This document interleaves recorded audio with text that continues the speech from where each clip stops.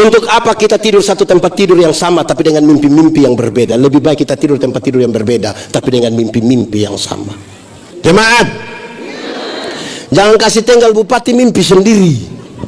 Jangan kasih tinggal ini Kapolres mimpi sendiri, Dandim mimpi sendiri, Pol PP mimpi sendiri, Hansip mimpi sendiri. Ya harus mimpi bersama-sama.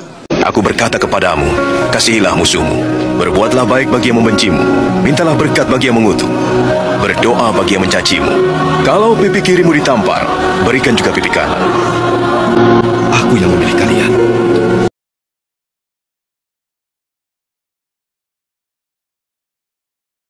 Saudara-saudara, mari kita berdoa. Ya Tuhan Allah, kami mohon kepadamu, kuatkanlah dan teguhkanlah iman kami, supaya waktu di mana kami belajar firman Tuhan, biarlah ini menjadi waktu paling baik bagi kami. Tuhan, kami berdoa, Tuhan jauhkan semua penggoda pencobaan, baik di dalam kami, baik di sekitar kami, supaya dalam damai sejahtera-Mu kami belajar firman Tuhan. Berkati bibir mulut hamba-Mu yang berdosa ini, berkati semua orang yang Tuhan bawa dan menyiapkan hidup mereka untuk pemberitaan firman. Kami rindu pada firman-Mu. Berfirmanlah bagi kami Tuhan, di dalam nama Yesus, firman yang hidup itu kami berdoa. Amin. Bapak Ibu Saudara-saudara, Shalom. Tema kita hari ini tema nasional. Kita baca sama-sama 1, 2, 3. Itu kurang kuat itu. Coba kuat sedikit. 1, 2, 3. Marilah sekarang. Pembacaannya saya ajak kita merenungkan bagian ini ulang dari Injil Lukas pasal 2 ayat 8 sampai 15. Injil Lukas pasal 2 ayat 8 sampai 15 yang sudah dapat katakan amin. Amin, betul. Dia tidak buka Alkitab juga amin. Itu tipu. Dan pasti dia tidak ikut ke Bethlehem. Injil Lukas pasal 2 ayat 8 sampai 15. Gembala-gembala. Di daerah itu ada gembala-gembala yang tinggal di padang menjaga kawanan ternak. Pada waktu malam, tiba-tiba berdirilah seorang malaikat Tuhan di dekat mereka, dan kemuliaan Tuhan bersinar meliputi mereka, dan mereka sangat ketakutan. Lalu kata malaikat itu kepada mereka, jangan takut, sebab sesungguhnya aku memberitakan kepadamu kesukaan besar untuk seluruh bangsa. Hari ini telah lahir bagimu juru selamat, yaitu Kristus Tuhan di kota Daud. Dan inilah tandanya bagimu, kamu akan menjumpai seorang bayi yang dibungkus dengan lampin dan terbaring di dalam palungan. Dan tiba-tiba tampaklah bersama-sama dengan malaikat itu sejumlah besar bala tentara surga yang memuji Allah, katanya, kemuliaan bagi Allah di tempat yang maha tinggi, dan damai sejahtera di bumi di antara manusia yang berkenan kepadanya. Setelah malaikat-malaikat itu meninggalkan mereka dan kembali ke sorga, gembala-gembala itu berkata seorang kepada yang lain, marilah kita pergi ke Bethlehem untuk melihat apa yang terjadi di sana, seperti yang diberitahukan Tuhan kepada kita. Demikian firman Tuhan. Berbahagia setiap orang yang mendengar firman, memelihara dan melakukan dalam hidup setiap hari. Shalom. Lebih kuat sedikit, shalom. Saudara-saudara, secara kasat mata Natal enak untuk ditonton. Kenapa? Ada dua peristiwa yang cukup baik untuk ditonton di malam Natal itu. Yang pertama, ada bintang bintang Saudara jalan malam-malam terus ada bintang berekor muncul di situ. Siapa yang tidak mau lihat? Kalau pegang HP pasti dia bikin stop. Oh, makin lancar itu. Peristiwa kedua dalam teks tadi menarik. Dia bilang begini, ada malaikat menyanyi di padang belantara. Malaikat itu bukan manusia, tapi kalau digambarkan seperti manusia. Kalau perempuan cantik kok tidak? Cantik kok tidak? Kalau laki-laki ganteng kok tidak? Suara bagus kok tidak? Pakai pakaian bagus kok tidak? Tapi menyanyi di hutan. Muka bagus, suara bagus, pakaian bagus, menyanyi di... Agak beda-beda dengan kita. muka biasa-biasa, pakaian biasa-biasa, suara biasa-biasa, tapi tidak mau menyanyi di hutan. Lebih suka menyanyi di Ada orang yang tahu menyanyi tapi tidak pernah menyanyi di gereja. Pendeta tanya, ada paduan suara? Dia bilang tidak. Tapi kalau bilang Bupati Luwu Timur dan Ketua Majelis Sinode mana begitu mau beribadah bersama-sama dengan dia di sini, solo dia, duet dia, vokal grup dia, paduan suara dia, tarita di sini juga ada. Di Luwu Timur sini ada. Dia ada ikut ibadah sekarang. Laki-laki atau perempuan itu? Itu dia pun nama karunia makam puji. Ini susah ikut ke Bethlehem. Nah, dua peristiwa ini enak untuk ditonton, tapi saya mau bilang pada saudara-saudara di bagian pertama, Natal bukan tontonan. Sama-sama 1, 2, 3. Kasih tahu kawan di sebelah, 1, 2, 3. Natal bukan tontonan. Pendeta, kalau Natal bukan tontonan, lalu Natal itu apa? Natal itu tuntunan. Sama-sama 1, 2, 3. Natal itu, kasih tahu kawan di sebelah, 1, 2, 3. Natal itu tuntunan apa? Tuntunan yang menuntun kita berjumpa dengan Kristus bayi Natal. Kalau saudara merayakan Natal tapi tidak dituntun berjumpa dengan Kristus bayi Natal, saudara hanya membuat sebuah perayaan tontonan. Dan saya mau bilang pada saudara demi nama Tuhan, teman-teman yang event organizer lebih hebat bikin perayaan tontonan dibanding kita ini. Kita dituntun. Nah sekarang tunggu dulu. Ya selanjutnya, lalu tuntunan bagaimana? Saya mau ingin kasih tahu lebih. Natal bukan sekedar tuntunan, tetapi sekaligus Natal itu tantangan. 1, 2, 3. Kasih tahu kawan di sebelah, 1, 2, 3. Natal itu pendeta. Lalu kita hari ini apa? Tantangan kita adalah tema kita. Baca sama-sama, marilah kita pergi ke Bethlehem. Itu tantangan kita. Nanti sebentar penjelasan berikut. Tapi itu tantangan kita, adalah tema kita. Nanti apa itu Bethlehem, pergi buat apa di sana, sebentar kita bicara. Tapi itu tantangan. Dan hari ini ketika kita merayakan Natal ini input, cas. Pakai bahasa Kupang bilang, kamu sudah rayakan Natal jadi?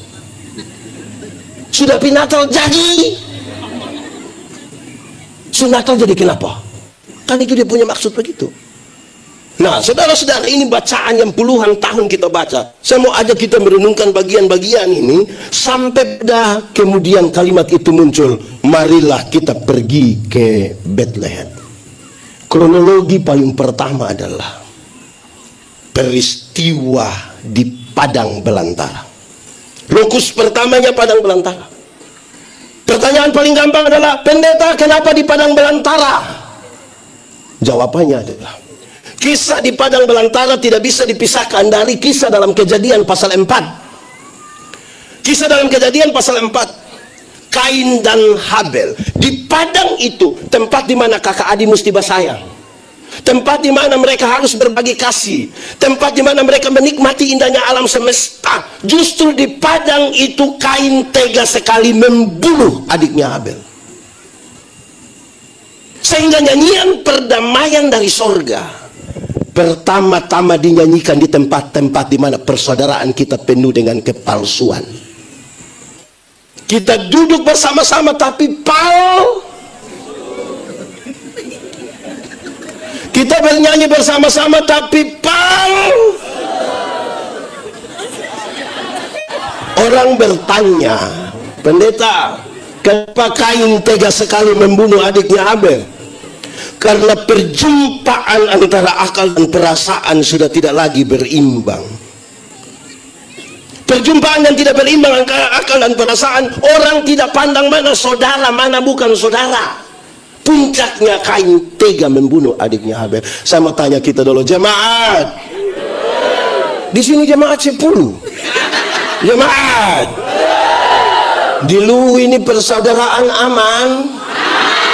Kakak adik aman, ipar-ipar aman, dengan mertua agak aman.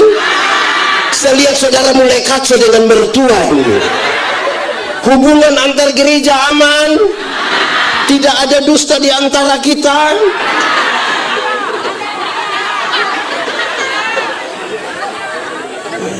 Nyanyian perdamaian dari surga pertama-tama dinyanyikan di tempat penuh masalah persaudaraan.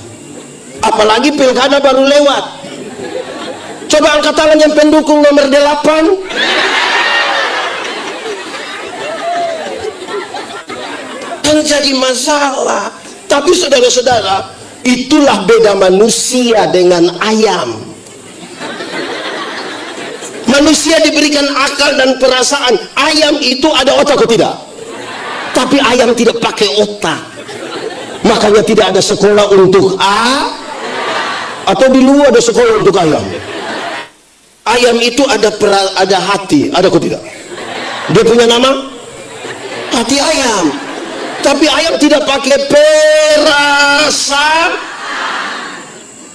Makanya dia mau kencing di mana dia taruh saja, kan dia tidak ada perasaan. Makanya ayam tidak tahu cemburu. Di sini ada yang biasa cemburu? Ya karena dia bukan ayam. Perjumpaan yang berimbang antara pikiran perasaan membentuk karakter. Tapi sudah peristiwa di Padang itu terjadi karena iri hati. Tahu iri hati? Coba angkat tangan yang iri hati. Di sini orang tulus-tulus semua. Sedikit lagi dunia kiamat di sini. Iri hati ialah lebih baik saya rugi asal Pak Yorim rugi lebih banyak daripada saya untung tapi Pak Yorim untung lebih. Saya pakai contoh saja. Ada dua orang yang sama-sama suka iri hati. Dorang dua berdoa kepada Tuhan. Karena Tuhan tahu dorang dua suka iri hati, Tuhan bilang, malaikat urus dorang dua dulu. Malaikat datang, malaikat bilang, kamu dua ini yang suka iri hati, jadi hanya satu yang berdoa, yang satu tidak boleh berdoa. Tapi yang berdoa minta apa? Yang tidak berdoa dapat 2 kali lipat. Jadi kalau pendeta Yorim berdoa minta motor 1, pendeta Yandi dapat motor. Di antara kamu dua siapa berani berdoa? Kami dua sama-sama tidak mau. Tidak mau. Karena harus berdoa maka tarik semacam lot. Pendeta Yandi berdoa. Saya pikiran ini. Kalau minta kaya nanti Pak Yorim lebih. Akhirnya pikir-pikir saya berdoa. Sudah Tuhan, kalau begitu kasih saya punya mata buta 1. Kalau Pak Yandi buta 1, Pak Yorim buta 1, rugi atau tidak? Rugi atau tidak? Tapi lebih senang lihat orang buta. Sebentar pulang dari sini jalan kaki ada orang bawa motor hampir tabrak, dia silih sedikit itu orang lewat 20 meter jatuh. Kita bilang apa? Mampus. Lihat begini ternyata dia punya bapak yang jatuh. Senang sekali lihat orang susah dan susah sekali lihat orang di Luwu ada, di Berau ada, di Lamberese ada. Dia ada ikut ibadah di sini. Coba cubit dia sedikit.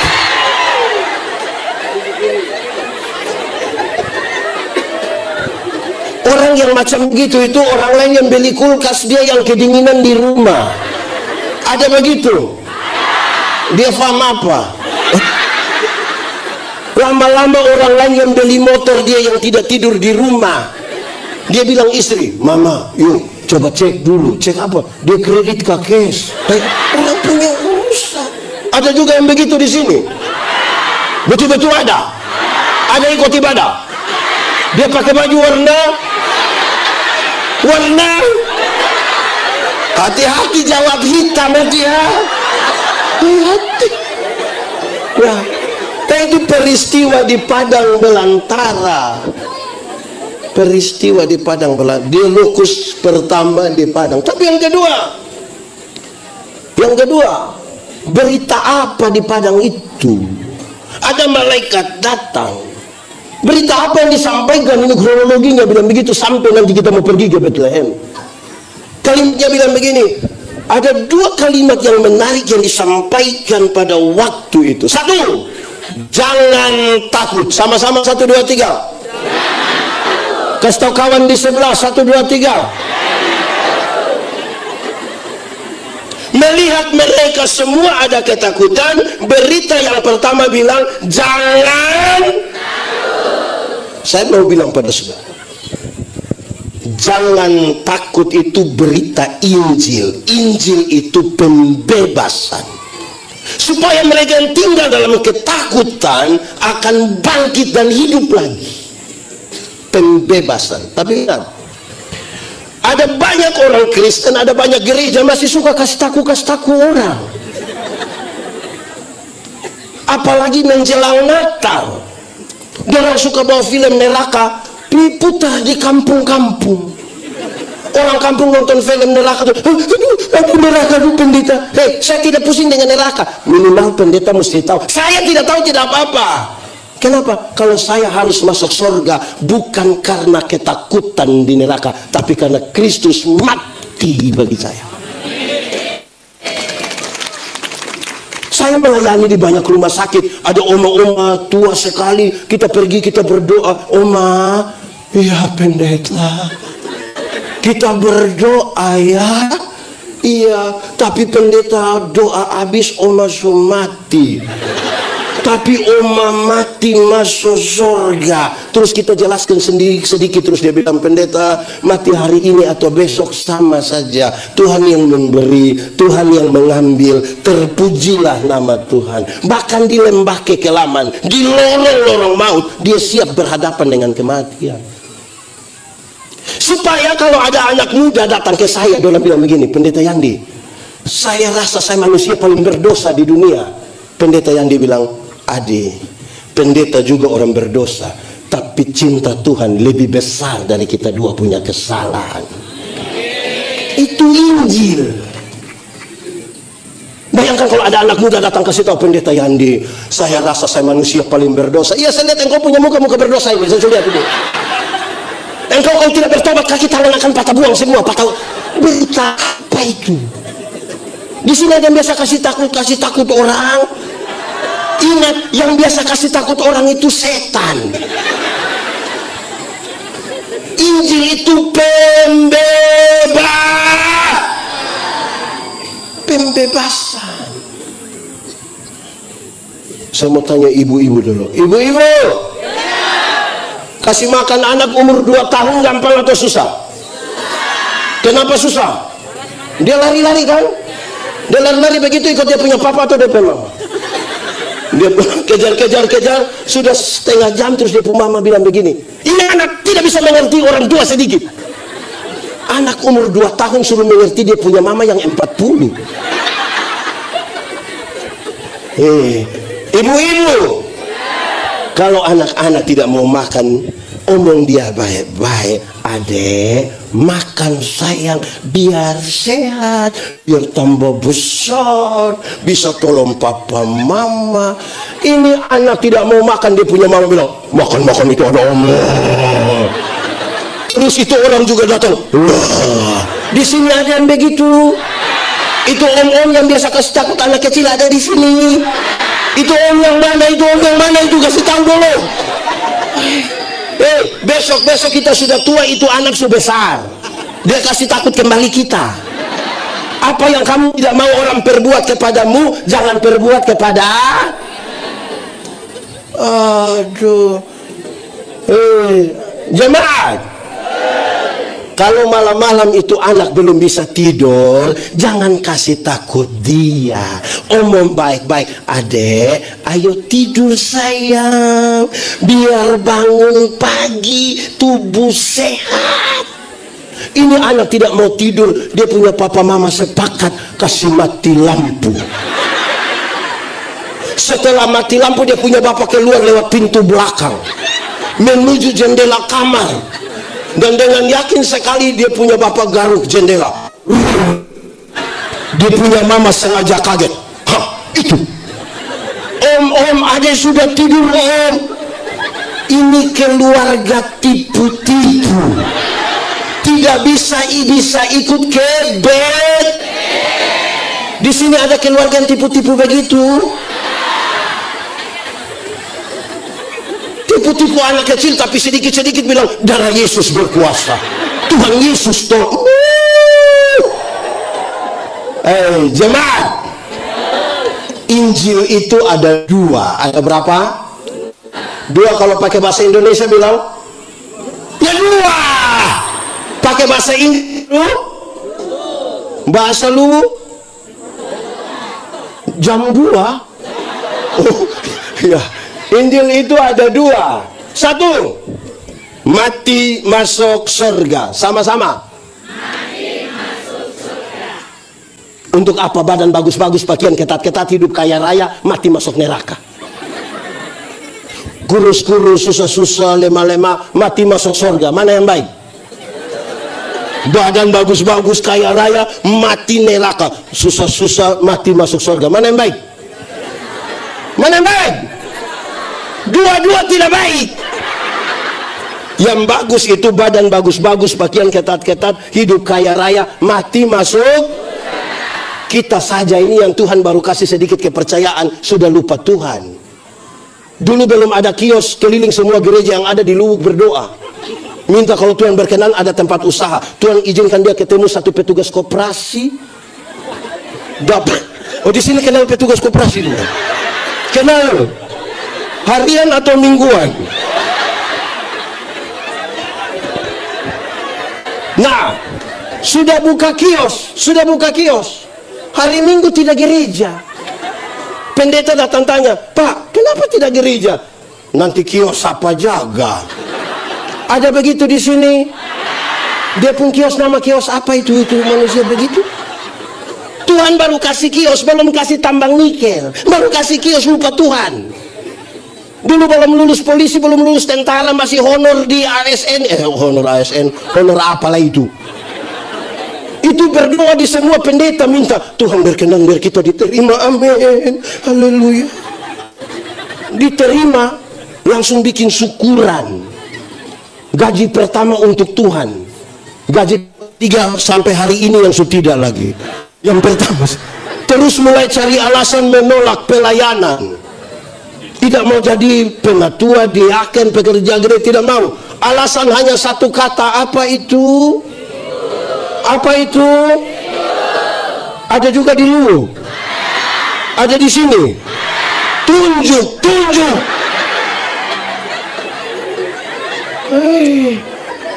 Mati masuk. Itu pertama. Kedua, Injil yang kedua. Dia mau kasih tahu begini. Saya tanya kita, tolong jawab. Surga lebih baik atau dunia lebih baik? Surga lebih baik atau dunia lebih baik? Yakin surga lebih baik? Amin. Amin. Mantap. Kalau begitu siapa mau pergi sekarang? Coba angkat tangan yang mau pergi sekarang ke tempat yang lebih baik itu. Coba angkat tangan. Kalau sampai ada yang angkat tangan, kemungkinan besar dia ada masalah dengan petugas koperasi.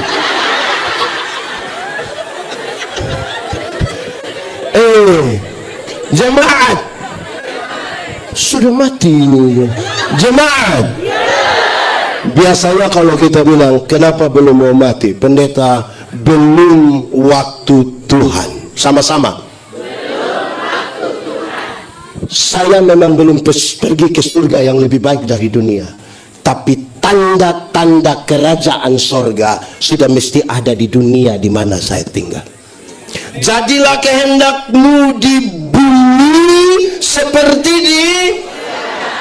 Bicara tentang kerajaan, bicara tentang pemerintahan Allah. Kalau Allah memerintah di sini, ada kasih atau tidak? Ada damai atau tidak? Ada kepedulian atau tidak? Masih ada kemiskinan, kebodohan? Kenapa suara tambah turun? Tuhan kita kaya atau miskin? Kenapa dia punya anak miskin? Coba, kenapa coba? Tuhan kita pintar atau bodoh? Kenapa anak-anaknya bodoh? Karena ada juga. Saya tidak suruh tunjuk. Ya, itu toh supaya penting. Jemaat. Untuk itulah dia bilang, jangan. Itu bahasa pertama. Bahasa yang kedua, dia melanjutkan itu kata jangan takut. Kalimat jangan takut. Hari ini telah lahir bagimu juru selamat. Itu pengulangan dari satu kalimat yang sangat penting. Adam dan Hawa itu di Taman Eden, mereka melakukan sesuatu, melangkah melewati batas yang Tuhan tentukan. Semua tanaman dalam taman ini boleh kau makan, yaitu tidak boleh. Waktu orang melewati batas itu, jadilah dosa, dibaca. Terus Tuhan datang, Adam, kamu di mana?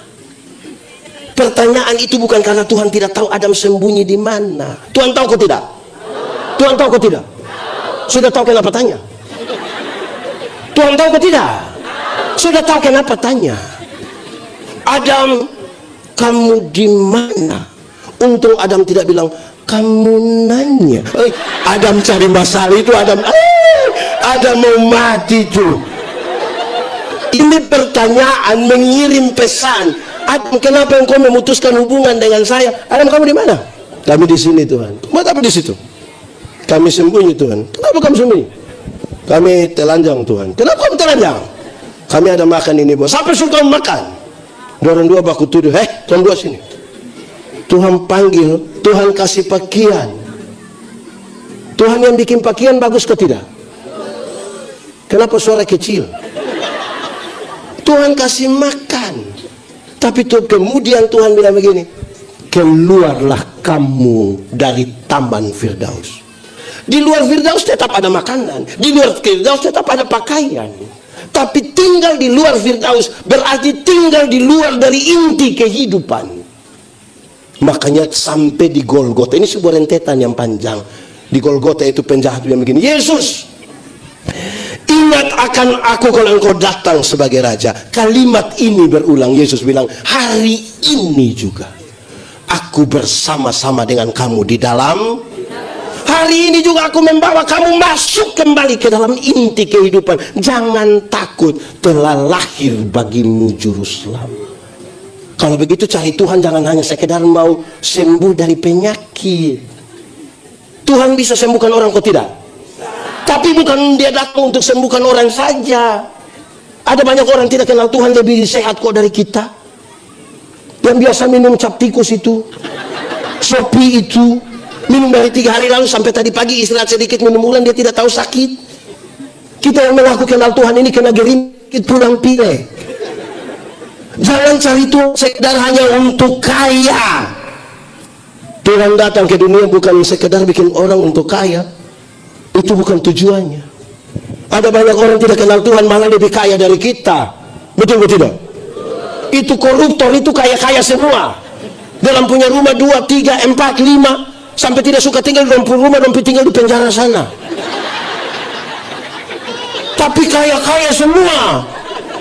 Kita yang mengaku kenal Tuhan ini yang sedikit-sedikit pulsa habis, sedikit-sedikit garam habis. Mau beli sepatu Natal saja pakai tanya di itu orang, Mas, bisa bayar 6 kali?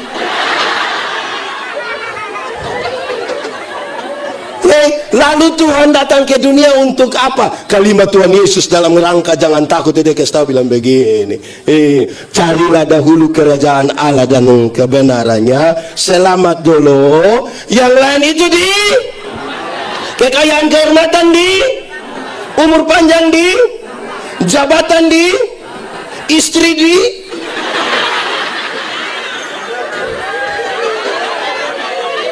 istri di. Ibu-ibu sudah merah dalam muka.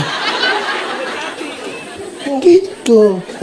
Itu beritanya, itu berita Injilnya.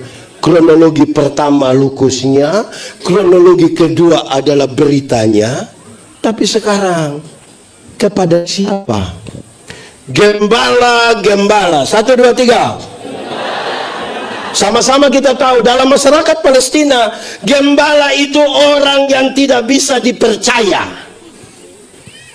suka tipu dan suka bertengkar, rampas lahan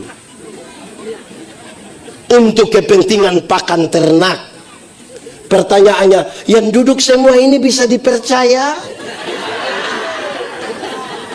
Satu berita yang luar biasa disampaikan melalui orang yang tidak bisa Kenapa suara hilang? Ini semua bisa dipercaya?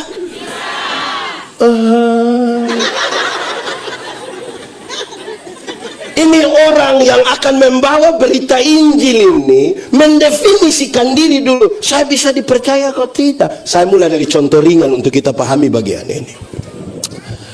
Kalau orang tolong kita terus kita bilang terima kasih, itu baik atau tidak? Yakin baik? Baik saja atau baik sekali? Kalau begitu saya mau tanya, siapa punya suami yang pagi-pagi istri siap sarapan, terus suaminya bilang, sayang, terima kasih? Ada? Ada? Ini suami dong ini. Istri bikin sarapan dan tidak terima kasih. Tapi kalau pergi Makassar, makan di warung, sudah bayar lagi, terima kasih lagi. Kadang janji itu, mbak, besok saya datang lagi ya mbak. Ada suami-suami begitu? Siapa punya suami? Coba angkat tangan kita. Hei, jangan angkat tangan.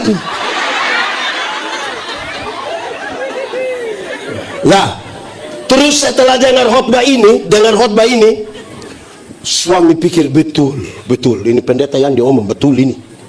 Sebentar pulang, istri siap makan malam dengan yakin sekali. Dia punya suami bilang, sayang, terima kasih. Ibu-ibu langsung percaya.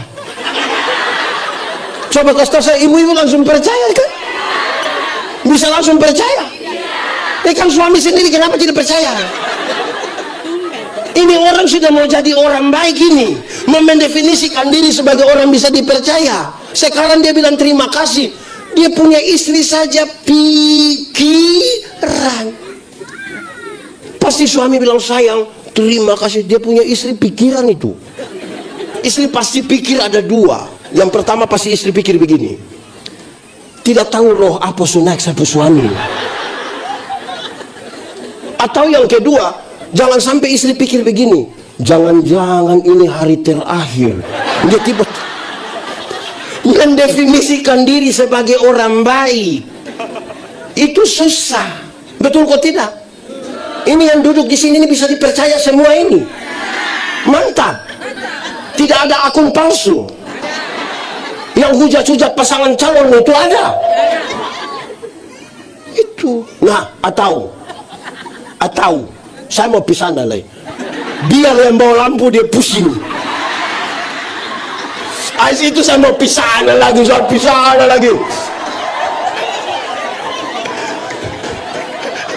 Oke. Jemaat. Misalnya ada ASN yang suka terlambat. Ada. Banyak di Luhut Timur. Terima gaji juga. Memang itu manusia. Terus dia biasa terlambat ini. Biasa masuk kantor jam berapa? Jam 1. Jam berapa masuk kantor di Luwu? 7.30. Dia suka terlambat, datang jam 9. Terus setelah dengar khotbah ini, terus dia bilang begini, betul, sebaiknya kita jangan terlambat. Saya harus berubah. Hari Senin dia pergi 6:30, paling duluan. Terus saudara sampai, saudara bilang, bapak baru 6:30. Iya, saya mau datang, saya mau berubah setelah dengar khotbah. Saudara percaya? Ini orang yang sudah niat hati baik-baik ini, saudara percaya? Atau ada yang bilang Hari pertama. Jadi mendefinisikan diri sebagai orang yang bisa dipercaya itu susah. Betul kok tidak? Suami-suami di lu ini bisa dipercaya? Dorang punya HP pakai pola yang tidak rumit. Ada suami yang dia punya HP masih pakai sidik jari, kontak mata. Dia polisi. Rahasia negara apa yang tidak boleh diketahui oleh istri?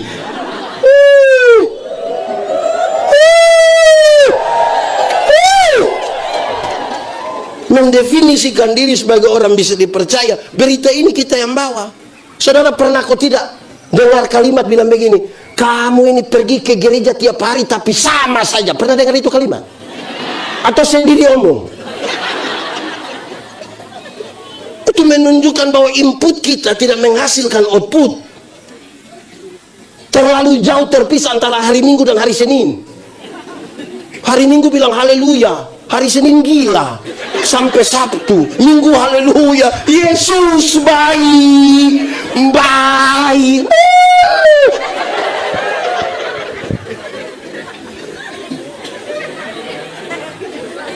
Tidak bisa dipercaya. Saya kelihatan sungguh-sungguh sekali. Kedua, dorang tukang tipu. Saya mau tanya dulu, jemaat, tipu boleh kok tidak? Tipu boleh kok tidak? Kalau untuk kebaikan kita tipu sedikit boleh? Jemaat, tipu boleh kok tidak? Tipu boleh kok tidak? Kalau untuk kebaikan tipu sedikit boleh? Siapa yang bilang boleh? Tipu itu tipu. Tidak ada tipu untuk kebaikan. Satu tipu melahirkan tipu baru. Bapak, kenapa tidak datang gereja? Perasaan dan pendeta tanya, dia bilang, saya sakit pendeta, saya sakit. Ini tipu ini. Ketemu dia istri, kita bilang, ibu, bilang bapak ada sakit. Karena ibu tidak tahu, bilang, tidak ada baik-baik. Itu dia di rumah itu. Terus kita ketemu dia, kita bilang, bapak, ibu bilang bapak tidak sakit. Terus dia bilang, sebenarnya saya sakit tapi belum kasih tahu ibu. Alkitab mencatat, bapak dari segala penipu ialah. Jadi pada waktu kita tipu, kita punya bapak nama? Oh, di sini kan dia punya bapak nama begitu. Pendeta Yandi, kami ini. Di lu tidak suka tipu. Kami hanya suka pakai dua kata, yaitu sebenarnya dan tapi. Kenapa kau tidak terima pelayanan? Sebenarnya saya terima bapak. Tapi, itu tapi itu dia tidak terima. Kenapa kau datang terlambat? Siap. Sebenarnya saya tidak terlambat komandan. Oh tapi. Jadi sebentar pulang dari sini ketemu yang tidak datang ikut ibadah di sini, terus dia bilang, kenapa kau tidak ikut ibadah? Terus dia bilang, sebenarnya sudah. Saya sudah tahu yang kau punya maksud itu. Di sini ada tukang tipu.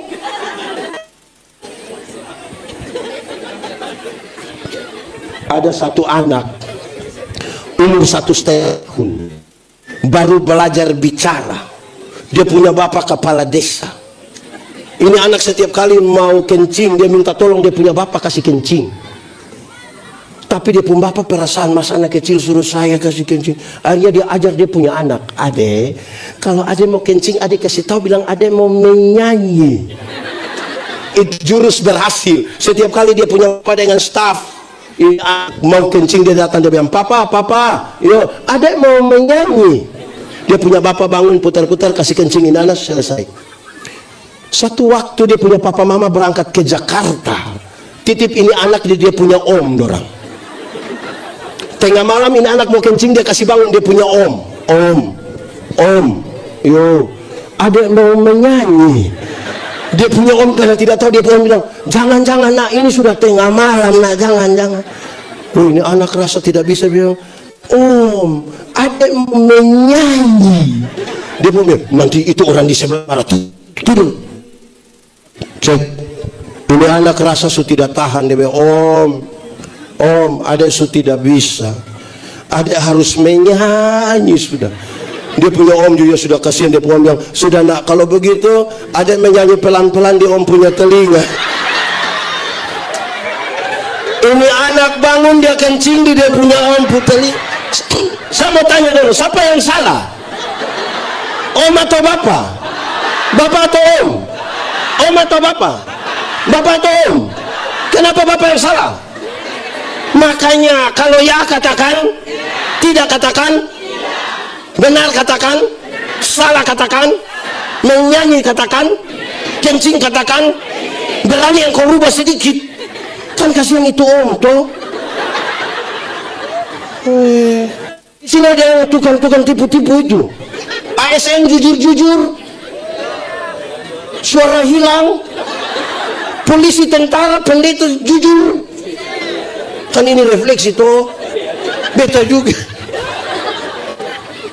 Jemaat, mau tahu kami pendeta-pendeta ini baik, kok tidak jangan tunggu waktu kami berkhotbah, itu baik semua. Coba tinggal dengan kami di rumah 2 minggu saja, jelas. Ini juga tantangan ini. Anu kok, ini belum ke Bethlehem, masih di rumah pelayan, masih di pastori, ini belum sampai Bethlehem. Hancurkan. Oke, itu kronologi kedua. Berita, lokusnya, beritanya, orangnya suka berkelahi. Di sini ada yang tukang berkelahi, bikin status gila di Facebook. Yang orang bikin status tidak sebut nama juga dia kepanasan.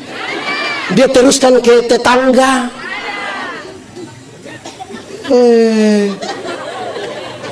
Susah betul. Tiap hari mau bertengkar berkelahi. Sudah tua itu tolong jaga diri, asma, asam urat. Tidak usah bertengkar berkelahi. Dia melawan semua orang, protes semua orang. Ada juga di Luwu, ada di sini. Fam, saya kan hanya tanya toh. Oke. Lalu saudara, setelah kalimat Injil itu, setelah tambah mic 1 kok 2 kok. Oke. Baik. Setelah kalimat itu, tampaklah bala tentara surgawi. Pertama kan dia sendiri. Setelah kalimat Injil itu, malaikat Tuhan banyak-banyak datang dan menyanyi. Ini menarik. Kenapa? Ada 2 pesan utama. Pertama, mereka bernyanyi bersama-sama. 1, 2, 3. Mereka bernyanyi bersama. Jemaat, orang tua dulu yang tidak sekolah ajar kita bilang begini: untuk apa kita tidur satu tempat tidur yang sama tapi dengan mimpi-mimpi yang berbeda? Lebih baik kita tidur tempat tidur yang berbeda tapi dengan mimpi-mimpi yang sama. Ulang. Untuk apa tidur satu tempat tidur yang sama tapi mimpi? Lebih baik tidur tempat tidur berbeda tapi mimpi. Kalau satu orang bermimpi itu hanya mimpi, tapi kalau kita semua bermimpi bersama itu kenyataan. Maksudnya isi cita-cita, idealisme masa depan untuk daerah ini, mimpinya mimpi sama-sama. Jangan biarkan itu bupati bermimpi sendiri. Jangan biarkan Kapolres mimpi sendiri dan dimimpi sendiri. Jemaat, jangan kasih tinggal bupati mimpi sendiri. Jangan kasih tinggal ini Kapolres mimpi sendiri dan dimimpi sendiri, Pol PP mimpi sendiri, Hansip mimpi sendiri. Harus mimpi bersama-sama. Karena itu segera pergi tidur sudah, supaya bisa mimpi. Apa yang ingin saya mau bilang? 2. Pertama, peringatan. Kalimat ini tidak bermaksud supaya suami-suami pulang ke dia puisi bilang, tadi pendeta Yandi bilang, untuk apa tidur sama-sama tapi mimpi beda. Jadi mama, yang penting kita 2 tidur berbeda tapi mimpi sama. Saya tidak maksud itu. Tapi yang kedua, ingat, Banyak kali kita teman-teman pendeta ini duduk sama-sama, baju hitam sama-sama, kolar putih, gereja Tuhan, menyembah Tuhan, tapi kita punya hati tidak tulus. Kita sulit membangun mimpi bersama. Satu pendeta menghujat pendeta yang lain, satu gereja menghujat gereja yang lain. Kenapa? Karena kita lagi bertengkar di luar dari kemuliaan. Nanti sebentar saya bicara tentang kemuliaan salib, karena lagunya mengatakan begitu. Serius ini. Kenapa? Menyanyi bersama-sama itu tidak gampang. Murid Tuhan Yesus itu ada berapa? Itu banyak atau sedikit? Lebih banyak orang di luar atau murid Tuhan Yesus? Murid Tuhan Yesus yang 12 saja. Ada orang yang nelayan-nelayan kecil di Galilea, Petrus, Yakobus, Yohanes, Andreas. Tapi ada pejabat seperti Lewi, anak muda seperti Yohanes, tetapi ada orang tua seperti Yakobus. Ada orang yang cinta Roma seperti Lewi, pemungut cukai. Roma menaksir pendapatan dari satu daerah, lelang jabatan, Lewi ambil. Pungut dari masyarakat, makan dari pungutan itu dan kirim ke Roma, mengabdi kepada Roma. Tapi ada Simon orang Selot yang anti Roma, mau bikin revolusi besar untuk menghancurkan Roma. Dorang 12 saja berbeda-beda. Bagaimana membangun mimpi bersama? Apalagi gereja begini banyak, apalagi TNI Polri begini banyak. Mengelola sebuah perbedaan ini bukan persoalan gampang. Tuhan tidak memanggil kita untuk seragam. Dia memanggil kita untuk menjadi satu, bukan menjadi seragam, bukan 100.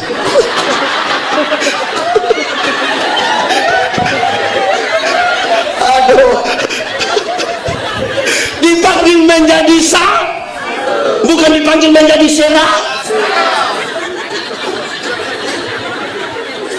seragam itu satu A semua A, satu baju putih semua putih. Seragam. Menjadi satu tuh pengelolaan perbedaan. Sampai tidak cinta pada perbedaan tidak boleh hidup di dunia, karena fakta kosmis menunjukkan semua yang di dunia berbeda. Ada atas, ada panas, ada kanan, ada laki-laki, itu beda atau sama? Pendeta Yandi ini pernah kasih nikah satu pasang nikah, yang laki-laki umur 64 tahun, yang perempuan umur 20 tahun. Ngeri itu. Jemaat yang hadir ini, dorang bicara tentang beda usia yang signifikan itu. Bedanya berapa tahun? 44 tahun. Waktu khotbah pendeta Yandi bilang begini, dalam sebuah pernikahan beda usia tidak penting, yang lebih penting adalah mereka harus beda jenis kelamin. Lebih penting. Untuk apa sama-sama umur 30 tahun tapi laki-laki semua? Itu nanti namanya ke bahasa Kupang bilang bakorek, nah tidak bisa. Berbeda.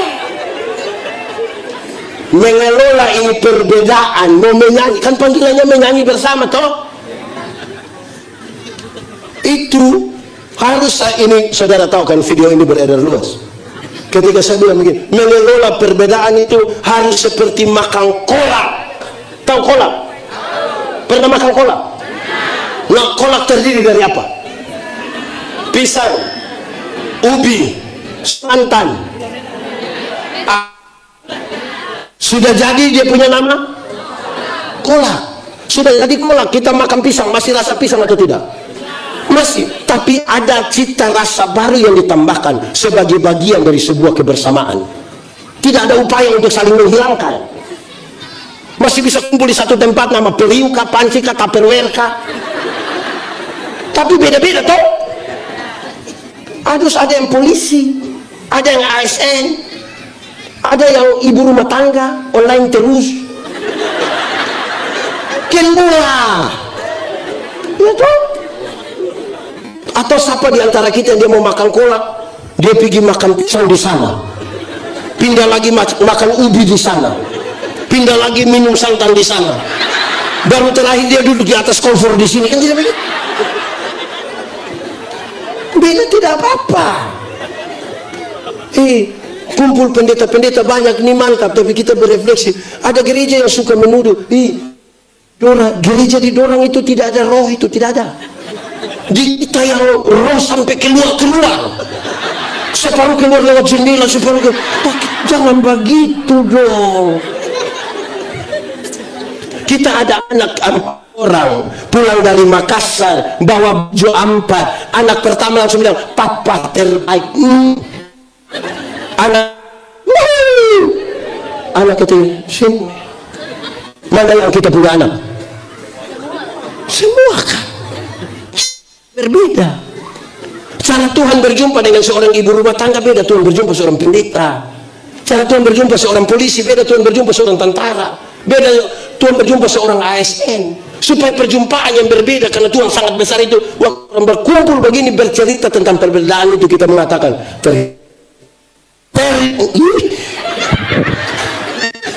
ternyata Tuhan itu luar biasa dalam perjumpaan ini. Menyanyi bersama. Untuk menyanyi bersama, tolong jaga itu suara 1, 2, 3 dan tolong jaga kapan masuk. Jangan kita menyanyi baru mulai sebut hai dunia, tunggu sedikit kita semua. Jangan terlalu bikin diri inti. Berkhotbah, saya berkhotbah di satu acara, ada ribuan orang hadir. Menurut khotbah ada kesaksian. Ada ibu satu bilang begini, waktu itu antara tidur atau tidak tidur, dia dibawa oleh malaikat ke surga. Surga itu bagus. Saya bilang, oh betul bagus. Dia jalan-jalan, terus dia lihat ada ruangan satu. Dia coba lihat, itu ruangan terdiri dari mulut-mulut semua. Mulut. Dia tanya malaikat, kenapa itu ruangan mulut-mulut semua? Terus malaikat bilang, oh itu mulutnya pendeta-pendeta. Jadi kenapa malaikat bilang begitu? Pendeta itu khotbah bagus, jadi mulut masuk surga, tapi kaki tangan di neraka semua. Saya tersinggung. Pas mau khotbah, saya bilang, ibu, kita selesaikan yang tadi. Saya bilang, ibu tahu pisau? Tahu. Coba ibu ambil pisau, iris ibu punya jari kelingking. Sudah berdarah, coba ibu.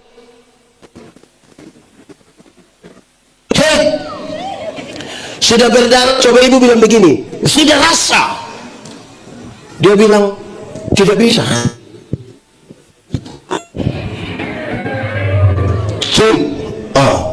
Alkitab, kepala gereja itu Tuhan Yesus. Kita satu tubuh dengan banyak anggota.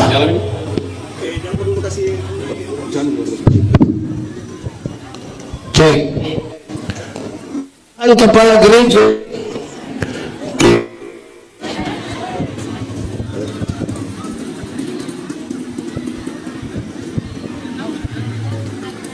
Kalau jauh mungkin, nah saya pulang.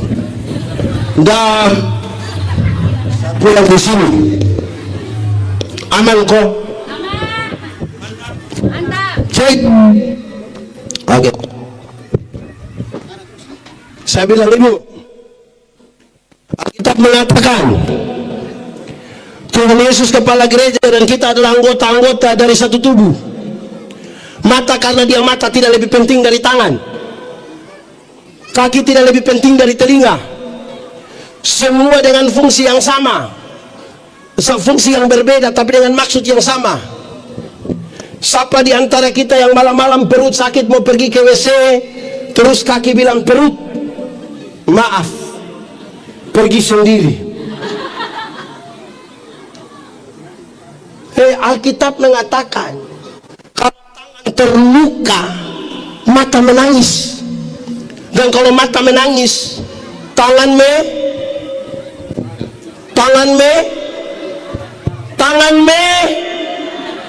melap. Karena itu kita semua penting, Ibu.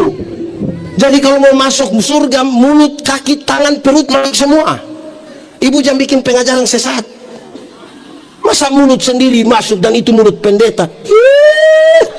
Ibu hati-hati. Itu pertama. Tapi nyanyian ini isinya begini: kemuliaan bagi Allah, damai di bumi. 1, 2, 3. Damai di.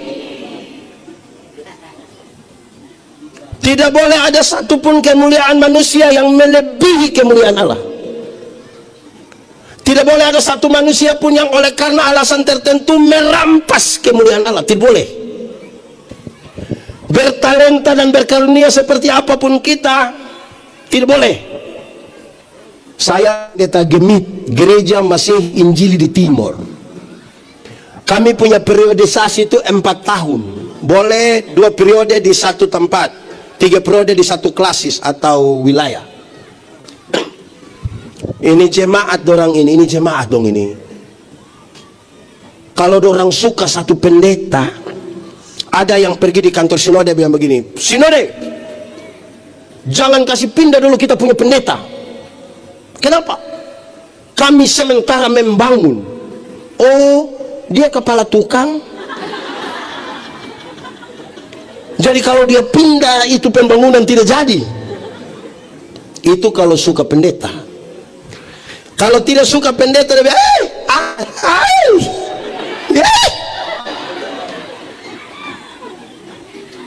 ada juga di Luwu. Di jemaat mana itu? Aneh itu. Ada, saya mau tanya loh, di Luwu ini ada satu jemaat yang pendeta 2-3 orang, adakah?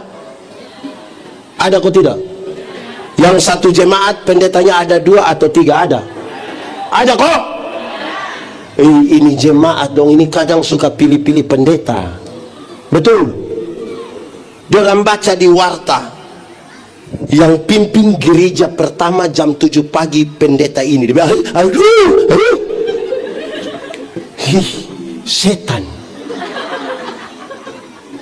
Ini mau menyanyi bersama ini. Kemuliaan manusia sudah lebih tinggi kemuliaan Allah. Nah, sekarang bagaimana? Saya jelaskan. Kenapa pendeta saling menghujat, gereja saling menghujat? Kalau kita lagi bertengkar sesuatu di luar dari kemuliaan salib. Alkitab mencatat dengan sangat baik. Tuhan Yesus tidak mati konyol di atas kayu salib, tapi dia dimuliakan supaya kita yang terputus hubungan dengan Allah disatukan kembali. Ada satu lagu lama, ini lagu terlalu tua, mungkin hanya orang tua yang tahu lagu, tapi kita menyanyi. Kalau saudara masih ingat, menyanyi ulang. Kalau tidak ingat, belajar ulang. Pada satu bukit jauh dari sini, jauh dari sini, lihat salib, lihat salib, Tuhan berdiri. Sepotong kayu kasar, sepotong kayu kasar, tanda dosa besar, tanda dosa besar. Di sana Tuhanku, di sana Tuhanku telah mati. Ku datang pada salib itu, ku datang pada salib itu. Ku kenangkan cinta Tuhan, ku kenangkan cinta Tuhan. Ya, ku jatuh pada kakinya, ya ku jatuh pada kaki. Sana ku dapat ampun dosa, sana ku dapat ampun dosa. Kenapa ada orang sombong?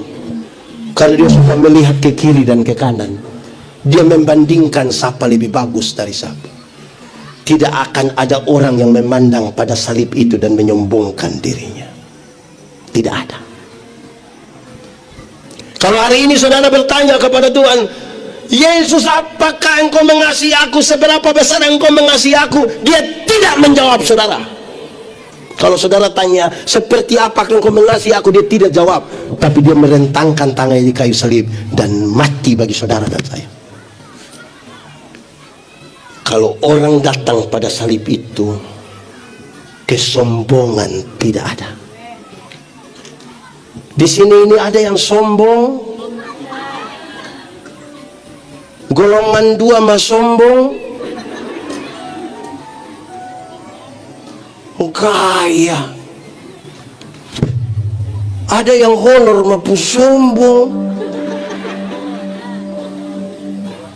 Ada baru calon pendeta sombong. Ada pendeta kepala botak sombong. Janganlah. Rendahkan diri. Sedikit kita mau menyanyi sama-sama tuh. Rendahkan dirimu supaya bisa menyanyi sama-sama. Mau jalan bersama-sama. Jangan ada kepalsuan di antara kita. Ingat, semua yang kelihatan baik belum tentu dibangun di atas motivasi yang benar. Saya datang, saya bisa bilang slow, dia bilang slow. Kita sudah lewat berseparuh bilang Saya khotbah di banyak bank di Indonesia. Saya bilang begini, ini ibu-ibu yang kerja di bank ini cantik-cantik semua. Mau lihat jauh atau lihat dekat, orang cantik semua. Pakai baju gagah-gagah lagi. Kerja di ruangan tertata rapi lagi, ber-AC lagi. Terus kita pergi di bank ini macam tidak mau pulang, macam mau lihat terus, mau lihat terus. Baru naik tangga terakhir, dengan santun sekali orang bilang begini, selamat siang, ada yang bisa kami bantu? Terus saya tanya orang, ibu-ibu, siapa di antara ibu-ibu yang bangun pagi lihat suami pas bangun terus dia bilang selamat pagi, ada yang bisa kami bantu? Karena itu Paulus bilang, apapun yang kamu perbuat, perbuat dengan segenap hati, seperti untuk, dan jangan untuk, bukan seperti untuk manusia. Ini ASN dan juga satu ASN. Ada yang bilang, dia pun teman satu mau rajin sedikit ini, yang dia bilang,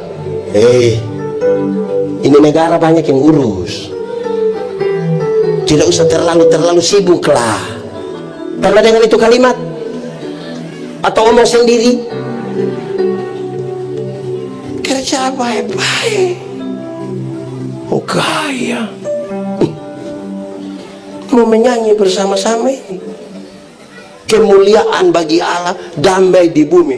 Damai sejahtera ialah segala sesuatu yang mendatangkan kebaikan bagi umat manusia. Segala sesuatu yang mendatangkan kebaikan bagi umat manusia, dia punya nama damai sejahtera. Dan ingat, yang mendatangkan kebaikan itu tidak semuanya enak. Ada yang pernah sakit gigi? Itu orang yang menyanyi bilang lebih baik sakit gigi daripada sakit hati. Itu karena dia belum pernah rasa. Sakit gigi itu terlalu tersiksa betul. Kepala di bawah, kaki di atas, putar-putar, tidak bisa tidur. Tetangga putar tap, kita tersinggung. Siapa yang sakit gigi, dia ambil air taruh gula, bikin manis tinggi, terus dia kumur. Kenapa kok sakit gigi kumur gula? Bapak, biar ulat ambil yang manis-manis supaya dia jangan ganggu-ganggu kita. Kadang-kadang untuk penyembuhan obatnya mesti pahit. Mesti pahit. Mesti marah dia. Stop! Itu anak-anak yang ribut, kau stop! Kan begitu. Kita baru mau stop sedikit, orang tua tersinggung. Mau keluar bikin gereja baru. Ada juga di Luwu. Mulai bertuduh sudah. Ini ASN ini suka pilih-pilih pemimpin. Melayani tidak melayani, bilang, yang pimpinan dulu lebih baik dari yang ini. Itu hari terlalu baik, sedikit-sedikit dia kasih kita uang jalan. Kemudian, nah saudara, Saya ini jauh dari saudara, saya tidak enak ya. Saya kayak mau dekat-dekat saudara. Saya supilai. Oke. Ini sampailah kita. Yang tadi itu pengantar. Ini baru masuk khotbah dengan tema. Yang tadi panjang-panjang itu ini baru mau khotbah. Karena kita baru mau jawab tema. Ada yang sudah lapar? Ada? Saya tanya panitia. Oke. Setelah malaikat-malaikat itu pulang, mereka baku ajak, marilah kita pergi ke Bethlehem. Marilah kita pergi ke. Satu dua hal ini akan saya sampaikan. Pertama, ajakan di antara mereka untuk meninggalkan pekerjaan mereka sesaat. Paling banyak gembala-gembala itu menjaga kawanan domba milik orang lain, dan sekarang mereka makan minum dari menjaga ternak itu, dan mereka baku ajak, mari kita pergi ke Bethlehem, meninggalkan sesaat pekerjaan kita. Dari apa yang mereka makan, mereka tinggalkan sejenak. Saya bilang pada saudara, jangan sampai kita terlalu cinta pekerjaan sampai lupa cinta Yesus. Ada orang bilang, saya bilang, pendeta, kerja itu juga ibadah. Oh, lalu kenapa mau nikah datang di gereja?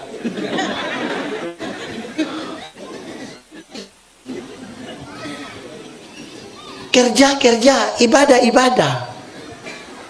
Ibadah itu dalam konteks kita bergereja, masing-masing pribadi menyatu dengan Tuhan, baru datang menyatu dalam persekutuan. Daya dorong dari ibadah kita dalam ibadah liturgi seperti ini, mendorong kita untuk kita masuk dalam ibadah raya kehidupan, supaya jangan korup, supaya etos kerja bagus, harga juga jangan terlalu tinggi. Waktu buka kios, hari Minggu bilang haleluya, harga garam halilintar.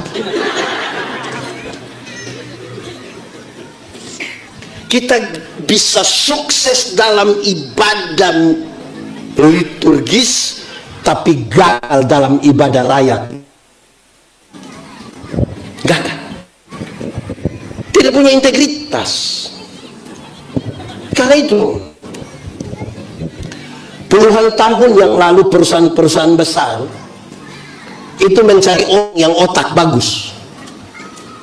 Beberapa ada kemudian mereka mengevaluasi, ternyata otak yang pintar saja tidak cukup, harus dengan emosi yang bagus. Mereka cari orang yang otak bagus dan emosi bagus. Satu dekade kemudian mereka evaluasi, ternyata otak yang bagus dan emosi yang bagus tidak cukup, harus tambah satu, spiritualitas yang. Spiritualitas itu apa? Gerakan dari dalam keluar, bukan dari luar ke dalam. Yang di dalam itu teologi. Saya ulang, yang di dalam itu teologi, yang keluar itu etika. Perjumpaan antara teologi dan etika itulah spiritualitas. Apa yang kita imani, perjumpaannya dengan etika membentuk spiritual. Jadi kalau dia lihat ada sampah yang punya spiritualitas yang bagus, dia ambil itu sampah, dia buang. Gerakan di dalam keluar. Yang dari luar ke dalam, dia ada lihat, dia kasih, dia pun teman, Bapak, pas saya ambil Bapak tuh foto habis muat di Facebook, baru tulis kebersihan adalah bagian dari iman. Pencitraan. Kan itu sejenak. Jasmani memang penting, tapi rohani lebih penting kan? Saudara, Latihan jasmani itu terbatas gunanya, tapi ibadah mengandung janji. Beredar di grup-grup WA bilang begini, sudah umur 50 tahun, cantik atau tidak cantik sudah tidak penting lagi. Tidak bisa disembunyikan di balik lipstik dan bedak. Ibu dong baru umur 20-30 tahun itu kinclong. 50 meleleh. Mau perawatan bagaimana juga. Saya pun teman, kami masih SMA, dia tato Guns and Roses, gang dia pangku kaki begini, tinta bagus, kulit bagus, kontras dapat, wih mantap. Itu umur 17 tahun. Waktu dia umur 43 tahun dia sakit, kita pergi lihat dia, kita juga sedih. Itu tato bukan seperti orang pangku kaki, sudah seperti orang menyembah. Turun. Apa? Ibu-ibu, kalau ada yang datang tanya bilang, ibu umur berapa? Terus ibu bilang 50. Dia sengaja kaget. 50? Macam 35. Jangan percaya. Masa umur 50 sama dengan 35? Nah yang 15 di mana? Kalau ibu jalan dengan ibu punya anak perempuan, terus ada yang tanya, siapa itu sayang? Yang itu siapa? Itu saya punya anak perempuan yang pertama. Dia sengaja kaget. Anak perempuan macam kakak adik, jangan percaya. Masa anak perempuan dan mama macam kakak adik? Anak dengan mama kalau macam kakak adik itu hanya dua kemungkinan. Kemungkinan pertama, dia punya anak nona itu muka terlalu tua, jadi tipis dan dia punya mama. Atau kemungkinan kedua, dia punya mama menikah terlalu muda, baru umur 5 tahun sudah nikah, akhirnya tipis gitu. Akhirnya selesai. Umur 60 tahun, ada jabatan atau tidak ada jabatan, pensiun, ASN, TNI, Polri, perusahaan kasih pensiun orang kira-kira 60 tahun kan. Waktu kita masih aktif, kita sampai kantor orang bisa bilang, siap laksanakan hormat lanjutkan diberi aktif. Pensiun mau terima taspen. Aduh, anak kecil yang baru honor 3 bulan ini lihat kita dan dia jawab bilang, tua asam urat.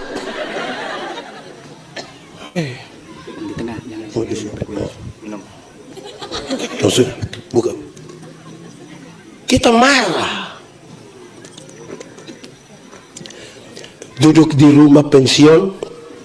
Hari Jumat bilang saya pi kantor dulu, pi kantor mau lihat anak-anak sekian lama, 1 tahun 2 tahun pensiun belum pilih ada orang. Saudara kira dong ada senang mau sambut saudara. Turun dari otot, turun dari motor, turun dari ruangan dia bilang, siapa? Hantu. Jadi kalau lagi berkuasa, tolong jaga baik-baik. Umur 70 tahun, rumah besar atau rumah kecil sama saja. Apalagi rumah tingkat. Pegang tongkat mau naik lantai 2 ada yang dalam begini. Tidak ada.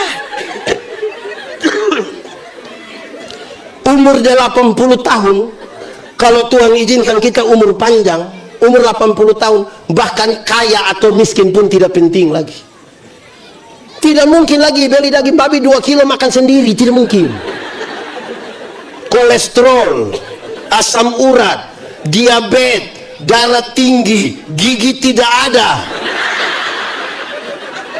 Orang lain masih kunyah, kita tidak kunyah, kita seperti mall saja. Dia punya rasa suami. Apa yang kita andalkan di dunia?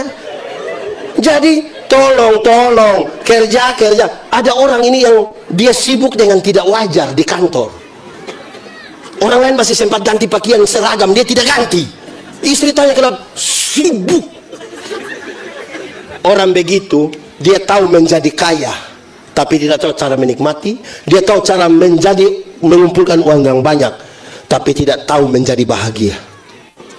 Akhirnya, saya suka bilang, kumpul uang banyak-banyak, tapi tidak pernah jalan-jalan ke Surabaya. Satu saat di Surabaya, dia telepon, pendeta, yo, saya di Surabaya, enak kok pesiar-pesiar. Tidak pendeta, terus saya di rumah sakit Dr. Sutomo, pendeta. Sudah perujukan baru. Oh gaya. Jadi marilah sesaat kasih tinggal itu pekerjaan, panggil istri kau berdoa, panggil suami, pegang istri punya tangan, omong dia, mama mungkin ini hari terakhir. Tapi omong, dulu kita perjuangkan istri setengah mati toh. Istri ada tinggal di Makassar, kita di sini tiap hari pergi pulang. Sudah nikah kita sia-siakan dia lagi. Tolong jaga. Bahkan tanggal kita mau nikah, babi yang tidak tahu apa-apa saja ikut mati gara-gara kita punya pernikahan. Aduh, tolong. Tolong bikin bapak. Nah, tapi pesan berikut ini menarik. Saya tambah 2 pesan. Sebenarnya banyak, tapi saya semua pulang. Ada 2 pesan tambahan. Ada, sebenarnya ini teks ini ada beberapa pesan, tapi sudah nanti pendeta lain tambah di tanggal 24. Marilah kita pergi ke Bethlehem. Sama-sama kita tahu Bethlehem itu asal katanya adalah Bait Laham, rumah roti, rumah makan. Ajakannya bilang, mari kita pergi ke rumah makan. Saya ini pendeta jemaat. Kadang-kadang saya heran. Ada ibadah syukur di situ. Pendeta pergi waktu ibadah orang sedikit. Pas makan banyak kok sedikit. Banyak kok sedikit. Ini pendeta bisa ajak salah ini. Dia lebih dapat lihat makanan daripada lihat ibadah. Ada yang suami istri tinggal dekat itu rumah. Istri bilang, tuh sudah siap habis. Istri bilang, papa, mari. Suami bilang, masih ibadah. Dia mau pikir. Ada juga di lu. Ada di sini. Nah, dia duduk di sini atau di situ? Aneh, hati-hati yo. Ini ada bapak-bapak. Dorang su bagus, sudah ada vokal grup kaum bapak. Tapi ada 2 tapi. Tapi pertama, latihan sampai jam 2 subuh. Sampai istri mesti marah-marah kalau dia pulang. Ada itu bapak-bapak di sini. Itu tapi pertama. Tapi kedua, titip pesan lewat istri atau anak, kasih tahu itu pendeta, vokal grup kaum bapak menyanyi setelah khotbah. Kenapa? Belum lengkap. Mau lengkap bagaimana pulang jam 3? Habis menyanyi langsung pulang. Aduh, kalau tidak keluar merokok di luar. Ada tuh bapak-bapak di sini. Yang masuk di dalam tapi duduk di luar ada. Marilah kita ke Bethlehem. Jangan sampai orang dapat lihat makanan bukan Tuhan. Ada itu. Doa itu bicara dengan Tuhan. Amin. Mesti baik toh. Tapi coba ikut gereja. Pendeta bilang, saudara-saudara, mari kita satu hati dalam doa syafaat. Pas separuh tutup mata, separuh bilang,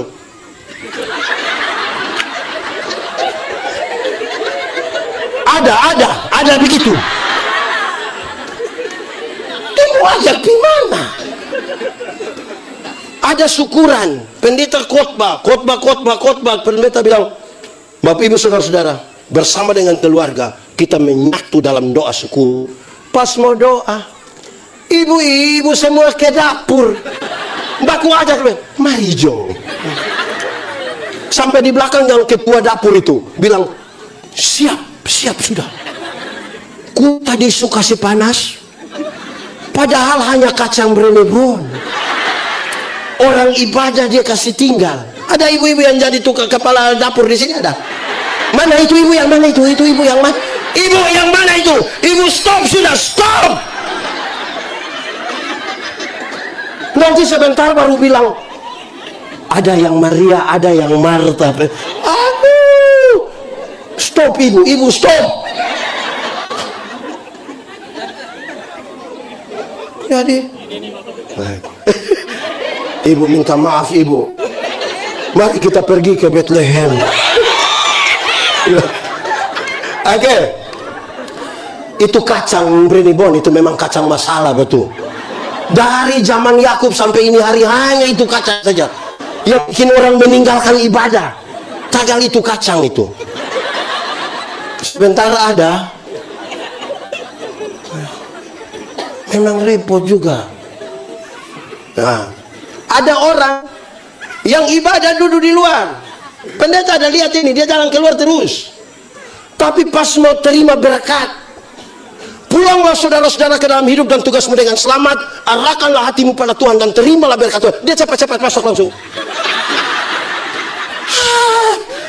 Ada di Luwu, ada yang begitu. Yang sepanjang khotbah duduk di luar pas mau terima berkat. Lama-lama kita doa serahkan. Coba ikut ibadah sedikit. Ada bapak-bapak sebagus ikut ibadah, tapi dia kasih tahu dia punya pengurus kaum bapak. Saya pergi tapi jangan suruh saya doa. Lalu bapak pi apa? Susah itu. Bethlehem. Jangan sampai orang lihat makan. Ingat jemaat, kita semua ini akan mati dengan kesan. Pendeta Yandi kalau mati orang bilang, aduh itu pendeta yang kepala botak itu. Aduh kasihan dia mati. Kalau ada yang cerewet sekali mati, orang bilang itu pendeta terlalu cerewet. Kalau ada yang rapi sekali, kita bilang itu pendeta terlalu rapi. Kalau yang mati itu orang yang disiplin sekali, kita bilang itu orang terlalu disiplin. Nah, kalau yang mati itu suka bungkus makanan.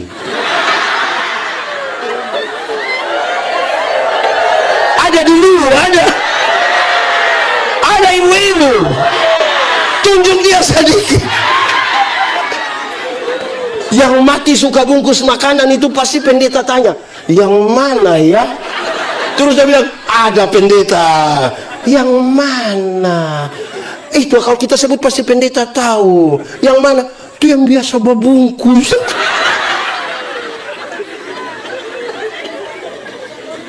Itu kalau jemaat.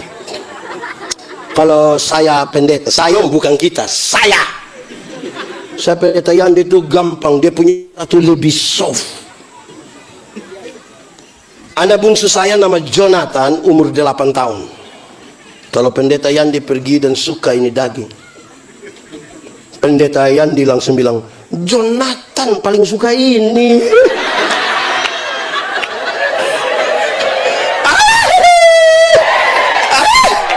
Kasihan itu Jonathan itu.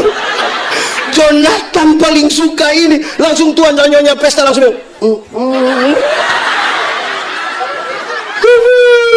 bertobat, saudara, bertobat. Aduh, marilah kita pergi ke, tapi bukan untuk cari. Jemaat bilang saya, Pak Pendeta Yandi, ini kolekte banyak-banyak, siap dong kopi biar jemaat. Saya bilang, kau mau makan? Pulang di rumah, pulang.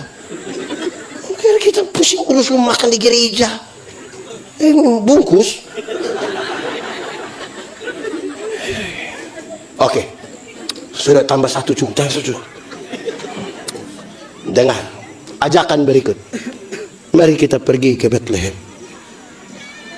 Tuhan datang, dia tidak akan pernah bertanya, kita sudah mutasi berapa banyak. berapa periode jadi pengurus sinode? Itu tanya. Dia tanya, ada berapa jiwa yang kita bawa kepada Tuhan? Saya bicara dalam dua konteks. Satu waktu Tuhan Yesus kasih tinggal ribuan orang yang baru saja menikmati mujizat 5 roti dan 2 ikan aidi.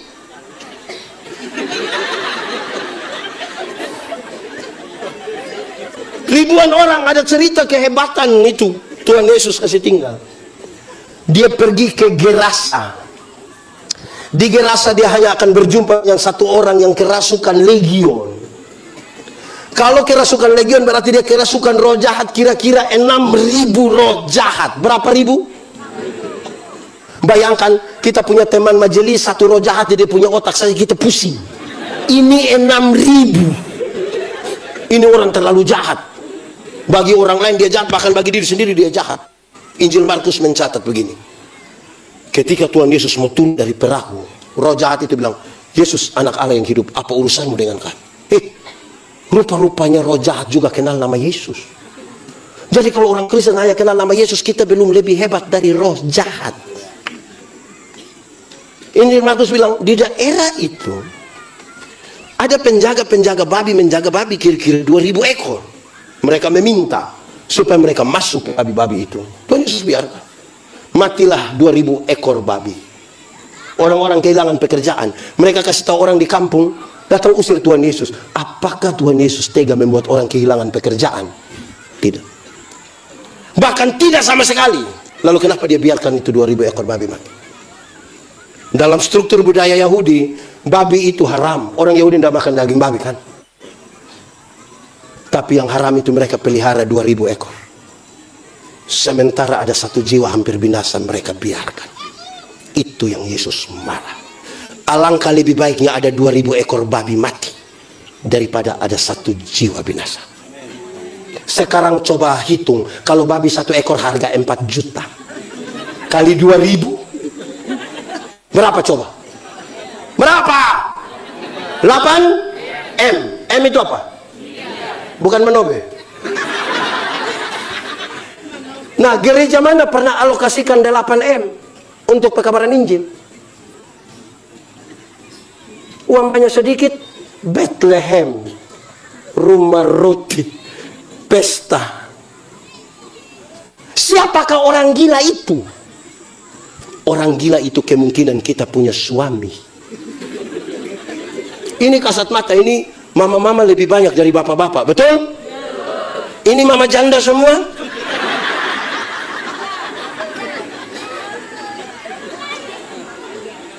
Ini bapak-bapak, orang ini justru satu. Waktu masih pacaran rajin gereja. Sudah menikah dia malas gereja. Kita datang tanya, Bapak, kenapa Bapak kasih tinggal istri pergi sendiri? Terus dia bilang, pendeta, waktu pendeta kasih nikah saya dengan istri, kami dua telah menjadi satu. Jadi kalau istri sudah pergi itu sama kita juga. Oh, jadi kalau istri suruh makan sama dengan bapak suruh makan. Bapak-bapak, masuk surga itu seperti pergi ke WC. Tahu WC? Tidak bisa diwakilkan. Masing-masing mesti pergi sendiri. Betul kok tidak? Atau siapa yang berani bilang begini, Komandan, kemana? WC? Titip komandan. Tidak, masing-masing pergi sendiri. Ini ibu-ibu juga satu. Ibu-ibu, ini ibu-ibu dorang cantik-cantik pergi ke gereja jalan sendiri. Terus pendeta bilang begini, Ibu, mana suami? Terus tahu sendiri. Sudah tahu suami begini, kenapa ambil resiko, Ibu? Kenapa?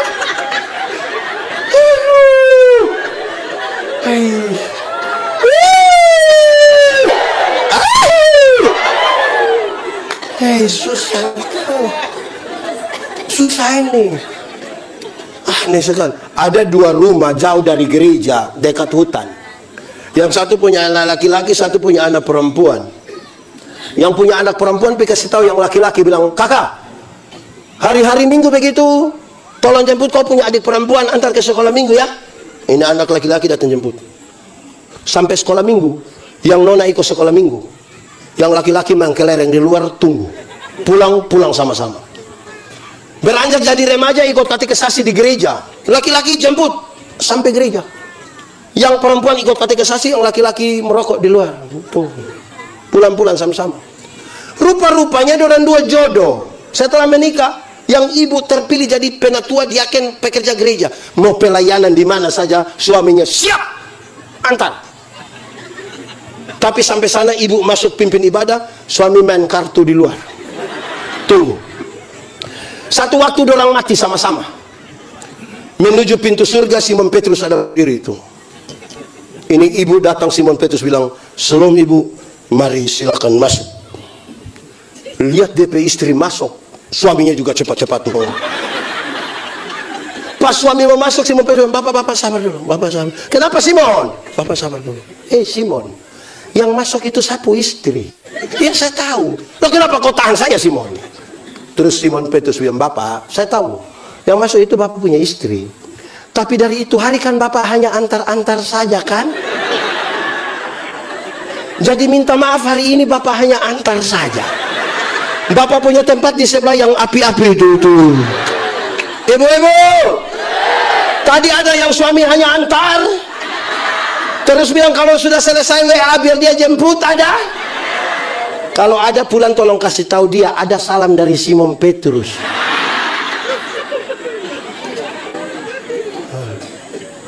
Jemaat, gereja kita banyak. Saya kasih tahu saudara, PI kita bermasalah. Pendeta Yandi KKR 1 tahun 260 sampai 263 kali. Banyak. Kalau tidak ada follow up, PI-nya di bawah 1%. Dulu 50 tahun lalu Gemit satu-satunya pilihan beribadah di Kupang. Hari ini lebih dari 50 sinode. Hasil PI, enggak, pindah gereja. Tersinggung, bikin gereja baru. Marilah, ini mari apa ini? Ini mari kita pi mana ini? Serius itu bagi pertumbuhan gereja. Mari kita pergi ke, saya tambah satu sepotongan. Saudara, suatu saat Tuhan Yesus pergi dengan murid-murid, terus Tuhan Yesus mau naik gunung. Tuhan Yesus bilang, "Murid-murid, bawa batu." Dorang bawa. Sampai di gunung, Tuhan Yesus bilang, "Mana kamu punya batu?" Semua kasih tunjuk batu begini. Simon Petrus punya begini. Simon Petrus, "Kau yang penting batu kan? Pokoknya batu." Terus Tuhan Yesus bilang, "Baik, saya akan rubah batu-batu ini menjadi roti. Dan masing-masing akan makan dia punya." Nah, Simon Petrus punya kecil. Waktu turun Tuhan Yesus bilang, "Jangan lupa bawa batu." Sampai di bawah Simon Petrus tunggu kapan Tuhan Yesus tanya batu ini. Lama. Terus Tuhan bilang, "Ada bawa batu?" "Iya." "Mana?" "Semua punya tetap, Simon Petrus punya." Kira-kira Tuhan mau rubah ke tidak? Ternyata Tuhan bilang, "Sebesar itulah dosa-dosamu." Ini karena tambah rakus. Saya punya video satu. Ada sejumlah pendeta protes ini video, tapi kan saya punya video.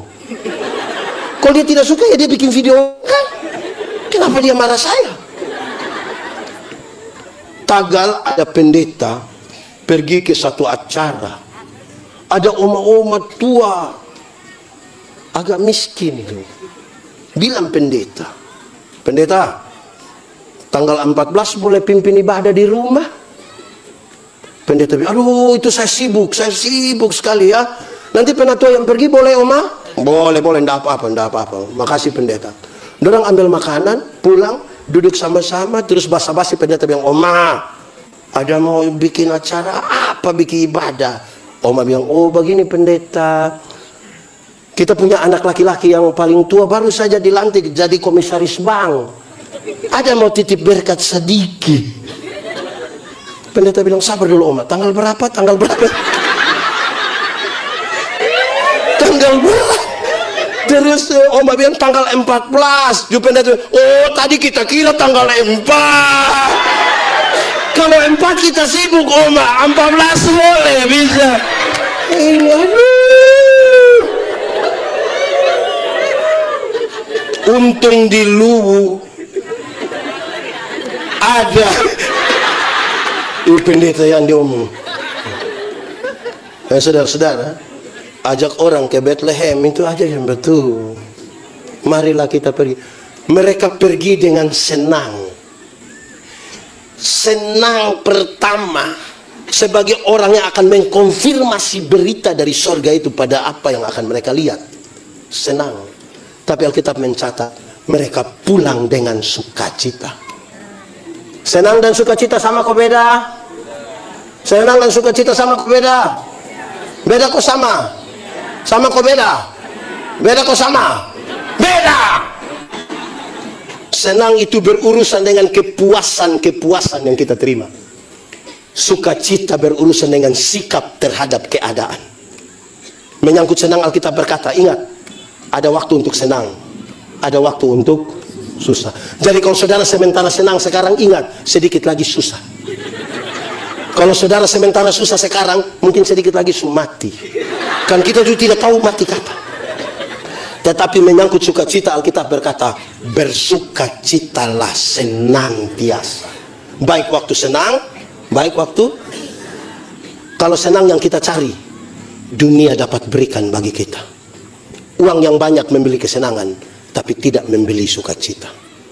Kalau sukacita yang kita cari, hanya bisa kita temukan di dalam. Marilah kita pergi ke Bethlehem. Saya tegur satu calon pendeta. Kami KKR. Dia jadi pemimpin pujian 2 malam. Malam pertama habis evaluasi, saya bilang, hai kau calon pendeta, berhenti dengan kalimat-kalimat yang engkau ucap pertama itu. Stop! Dia bilang, apa pendeta? Stop! Pendeta omong kok. Terus saya bilang, masa kau bilang begini? Baik, Bapak Ibu Saudara, kita akan menyembah Tuhan dalam roh dan kebenaran. Mari kita siapkan hati kita. Yang datang dengan masalah, kita fokuskan semuanya kepada Tuhan. Saya bilang, hai, orang datang dari rumah bawa masalah, lu suruh kasih tinggal masalah di luar, dia datang ketemu dengan Tuhan, pulang dia bawa kembali masalah di rumah. Itu yang kau maksud. Justru datang di Tuhan bawa itu masalah. Kalau tidak bawa masalah ke Tuhan, bawa kemana? Petugas koperasi. Kan petugas koperasi. Justru kita datang kepada Tuhan, datang ada masalah. Tuhan saya ini, saudara punya masalah? Tidak usah omong. Saya lihat ini muka masalah.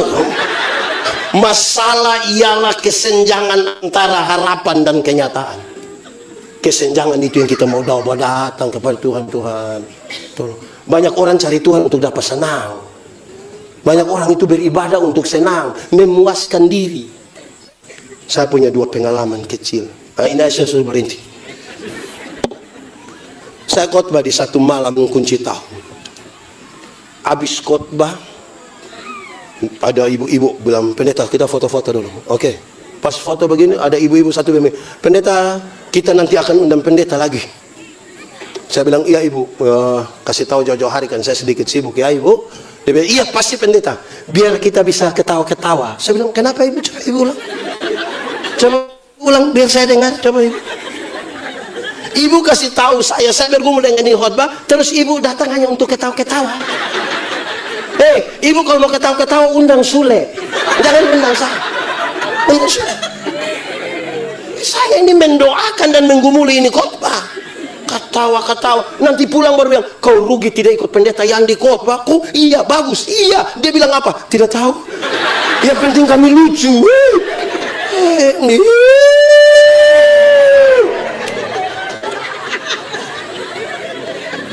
Itu ajak salah orang itu. Banyak jemaat bukan cari kemuliaan, cari kepuasan. Yang ajar dong cari kepuasan. Dia mau tersinggung tuh.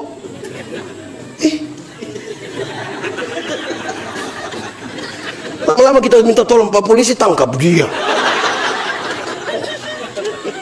Kedua, saya pimpin suatu KKR, habis ada bapak-bapak datang bilang saya pendeta, khotbah tadi bagus, terima kasih banyak.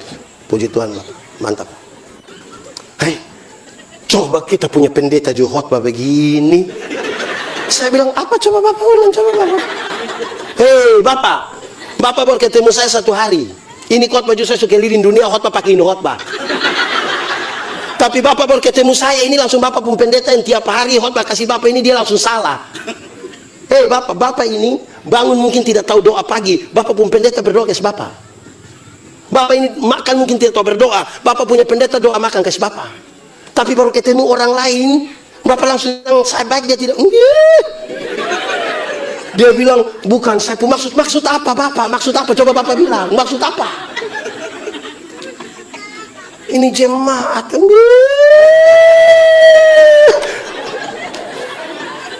Mau karmana, sudah stop. Oke, mari kita tunduk kepala di hadapan Tuhan. Diam-diam sudah kita mau berdoa. Tunduk kepala sudah.